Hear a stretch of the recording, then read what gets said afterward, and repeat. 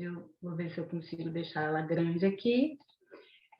Nós vamos falar do tema Lei Geral de Proteção de Dados, que é uma lei que, embora tenha entrado em vigor para nós em 2018, com o número 13.709, efetivamente, em virtude da pandemia, ela entra no dia 18 de setembro de 2020. Né? Esse é o meu currículo, que o Rafael já falou. Eu sou DPO, ou DPO, né, Data Protection Officer, pela ECSIM, uma das maiores certificadoras europeias que nós temos. Também faço parte, então, do Comitê Jurídico da ANPPD, que é uma Associação Nacional da Proteção de Dados, né? Então, eu sou um profissional de proteção de dados. E a proposta é, rapidamente, esboçar o que vem a ser a Lei Geral de Proteção de Dados. E eu costumo dizer que, embora eu comece com uma lei, por isso uma advogada aqui falando, ela termina com dados, né? Que tem toda a parte de tecnologia, e por isso muitas pessoas entendem que o pessoal de TI é quem deve cuidar da Lei Geral de Proteção de Dados, né? E não é assim que a banda toca. É uma lei que dispõe sobre o tratamento de dados pessoais. Então, é uma lei que vem empoderar o titular. E quem é titular de dados pessoais? Todos nós que estamos aqui temos os nossos dados pessoais, e com a pandemia muito mais divulgado nos novos marketplaces que nós utilizamos. E a lei geral ela vem tratando tanto de um sistema físico como em todas as plataformas digitais, né? Tanto de pessoas físicas como pessoas jurídicas. Inclusive aqui, quando falarmos de jurídicas, de direito público, portanto, todos os órgãos públicos devem se adequar, já estão ali adequados, e também as empresas jurídicas de direito privado, que nós temos aqui várias empresas aqui representadas, como também associações, fundações, assim sucessivamente. A ideia da lei é proteger, né, o direito no sentido fundamental e a minha liberdade. Veja, a lei ela vem trazendo uma oportunidade para nós, porque eu, enquanto advogada, também tenho o meu escritório, a minha empresa, né? E já me adiantando, quero agradecer a Nogueira Valadez pelo patrocínio. A Nogueira Valadez, quando nós fizemos uma primeira reunião no começo do ano passado, antes da lei entrar em vigor, já solicitou a adequação da Lei Geral de Proteção de Dados, porque ela é realmente uma oportunidade de gerir os nossos dados. E o que são os nossos dados? Tudo que nós temos, nome, RG, CPF, e assim sucessivamente de nossos clientes, são os dados pessoais, né? Ela também é uma oportunidade de aprimorar rotinas e sistemas, porque eu consigo otimizar as minhas áreas. Nós fazemos um mapeamento de áreas muito interessante, que começa do administrativo, passa pelo marketing, logística, enfim, ela anda muito bem, e o marketing, que é a atuação do Rafael, é uma das áreas mais afetadas pela Lei Geral de Proteção de Dados. Ela é uma oportunidade competitiva, sim, em relação, por exemplo, a uma análise de SWOT, porque é um diferencial ao meu concorrente, né? Eu já estou adequado, e nós gostamos muito do termo compliance, então ela vem nesse sentido. É uma forma de boas práticas no engajamento, porque eu consigo estruturar a minha empresa com políticas. Então, eu vou lá pensar num código de conduta, num termo de uso de uma máquina, de um equipamento, seja ele qual for, ganha credibilidade, porque o meu cliente agora, quando um cliente vai me procurar, por exemplo, se qualquer um de vocês hoje for ao meu escritório, eu preciso entrar com qualquer ação.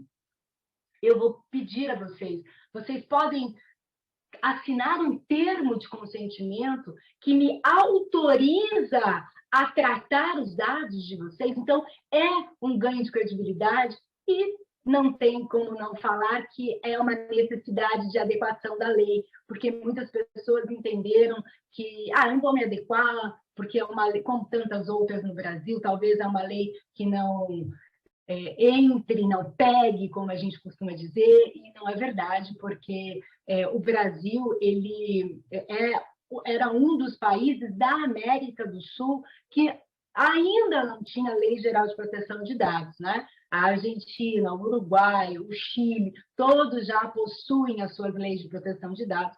Portanto, nós, em virtude do comércio, da internacionalização, inclusive com a Europa, país sede da lei que lá, para nós é LGPD, lá é GDPR. Então, nós também, pela internacionalização, também fazemos esse contexto internacional, quanto outros países também. O que a LGPD tem a ver com privacidade e proteção? Previstas, inclusive, na Constituição Federal. A privacidade é o que nós passamos a observar mais em relação à reserva das minhas informações. Então, eu tenho um direito a compartilhar ou não compartilhar, a escolha tem que ser minha.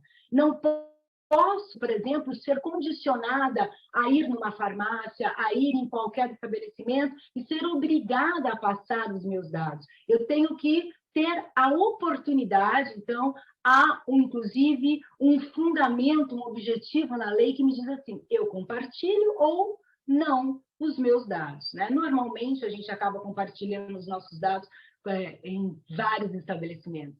E a ideia de proteção é um mecanismo. Aqui entra a Lei Geral de Proteção de Dados, porque nós já tínhamos no país, antes da entrada em vigor dessa lei, a Constituição, que é de 1988, o Código de Defesa do Consumidor, que foi citado, que é da década de 90, 1990, nós já tínhamos lá o Marco Civil da Internet de 2014, a Lei de Acesso à Informação de 2011, então nós não estávamos carentes no sentido de legislação, o arcabouço é muito grande, mas estávamos sim em relação ao mecanismo, à proteção.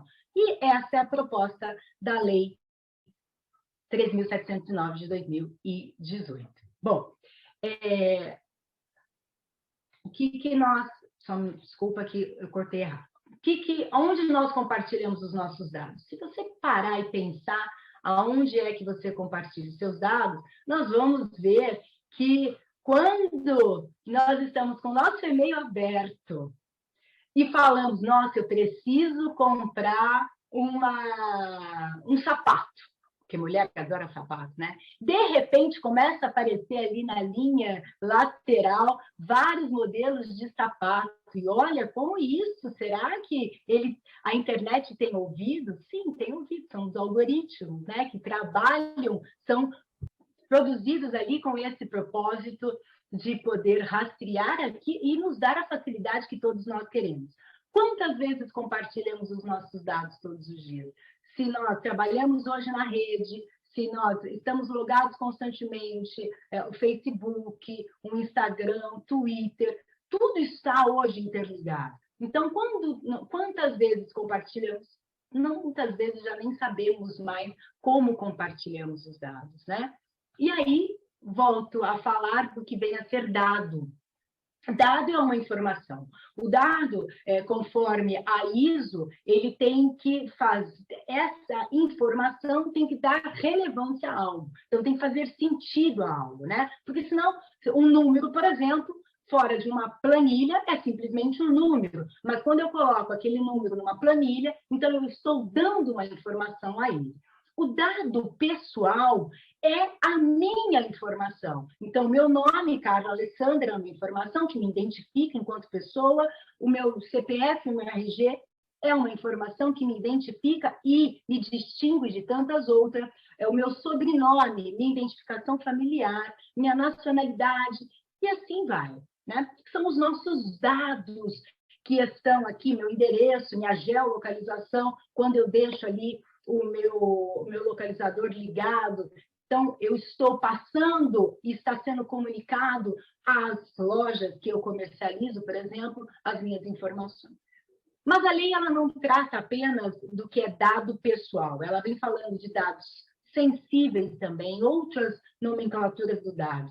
O dado sensível é um dado com uma conotação discriminatória. Então, é uma origem racial, uma convicção religiosa, uma convicção política, uma opinião política, uma filiação a sindicato, organização de caráter religioso, enfim, filosófico, algo que, quando exposto, traz a uma possibilidade de uma discriminação. E aqui há uma proteção muito maior. Então, clínicas, óticas, todo esse arcabouço que mexe com dados sensíveis acaba tendo que prestar mais atenção. Biometria é um dado sensível, então nós acabamos tendo que prestar mais atenção a esse dado coletado. Vamos lá. A lei também especifica, como o Rafael disse, assim, será que chegou até mim, será que eu tenho que me adequar? Todas as pessoas. Nós ainda não temos uma distinção pela autoridade nacional, que eu já vou citar, mas hoje, pela lei, todas as pessoas, físicas ou jurídicas, devem sim se adequar à Lei Geral de Proteção de Dados. Mas aí eu vou dizer o seguinte, eu tenho lá o meu fichário, eu não costumo utilizar nada na rede, não tem importância. Por isso que o artigo 1º da lei diz que é tanto no meio físico como no meio digital. Mas eu não tenho nada, eu não faço, eu só vendo roupa. Olha, maravilha, então fornecimento de bens, ou ainda a utilização de um serviço. Nós fechamos o ciclo, né? Então, é todo mundo, preenchimento de formulário, quando eu vou num cliente, eu tenho uma loja, eu coloco lá, por que é que eu estou colhendo dados de filiação da Carla? Porque tá lá, porque, sei lá, eu peço, nem sei por quê. Então, agora nós vamos ter que pensar por que é que eu estou pedindo os dados de filiação da Carla? Como que eu vou trabalhar com isso? Há um propósito, há uma finalidade na coleta desses dados? O CPF por causa da nota fiscal? Maravilha, então você explica o motivo. Mas não, é aleatório. Você manda, por exemplo, um cartão de parabéns para você, para você colher minha data de nascimento? Não, nunca mandei. Então, para que você pega esse dado? Falamos ainda de tratamento de dados, e é um termo muito engraçado, porque quando a gente fala tratar, né, tratar é cuidar.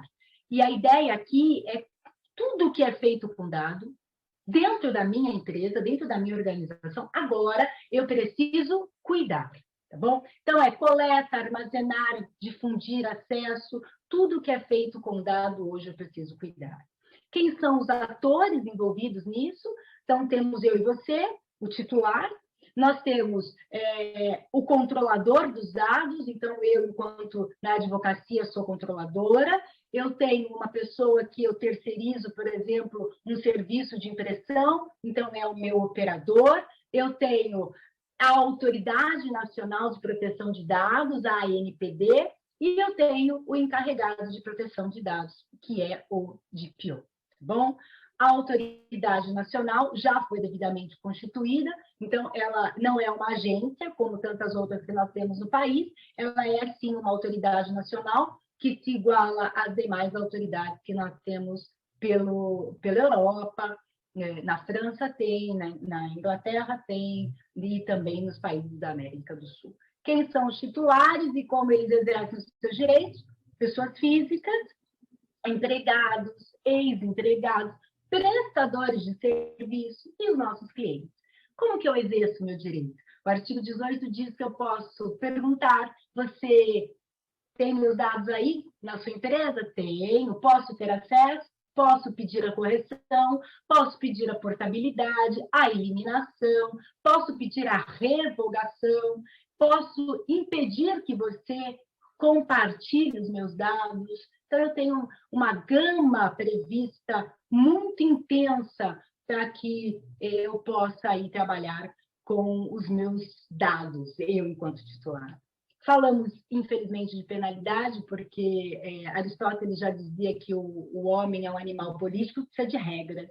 E, infelizmente, as regras estão previstas aqui enquanto penalidade, né? Então, nós temos 3 tipos de penalidades previstas: uma advertente, pela autoridade nacional, uma publicização, que nós vimos tanto em 2020, já começamos a ver em 2021, então empresas que têm que ir aos meios digitais e, olha, vazou o dado, a Vivo fez isso, a Claro fez isso e assim sucessivamente, e o que vai entrar em vigor agora, em agosto de 2021, as multas, tá bom? Então, em relação às multas, nós falamos de faturamento anual bruto, 2% do faturamento anual bruto, com limite de 50 milhões por infração. A NPD, nesse caso, tem que se manifestar a reincidência, por exemplo, tem que se manifestar como que fica essa punição, essa multa, né? Mas é já previsto no nosso ordenamento. Então, as organizações precisam rever novas políticas, rever os acessos, rever a guarda de documentos e, muito mais do que isso, começar a conscientizar os seus colaboradores, fiscalizar o cumprimento de todo esse arcabouço que a Lei Geral de Proteção de Dados traz. E, para encerrar, se você me perguntasse o que eu preciso fazer para implementar hoje, eu vou dizer para você que, pela lei, o cumprimento dela diz uma adequação documental, que seria isso, um aviso de privacidade no seu site, cookies, um termo de consentimento, uma conduta interna, uma regra, um mapeamento de áreas, um diagnóstico de análise de riscos, um treinamento, confecção de um plano de resposta à autoridade nacional, um relatório de impacto caso os dados vazem, e essas políticas de controle de acesso. Com isso, eu agradeço a oportunidade. Aqui ficam as minhas mídias, onde eu dei palestra nos últimos tempos, nós temos um e-book, e eu encerro dizendo que não é somente uma nova lei, é uma nova cultura, uma nova área nas organizações, é uma responsabilidade de todos nós, e Peter Drucker vai nos dizer que os resultados são obtidos através da exploração de oportunidades, não pela solução de problemas. Muito obrigada a todos.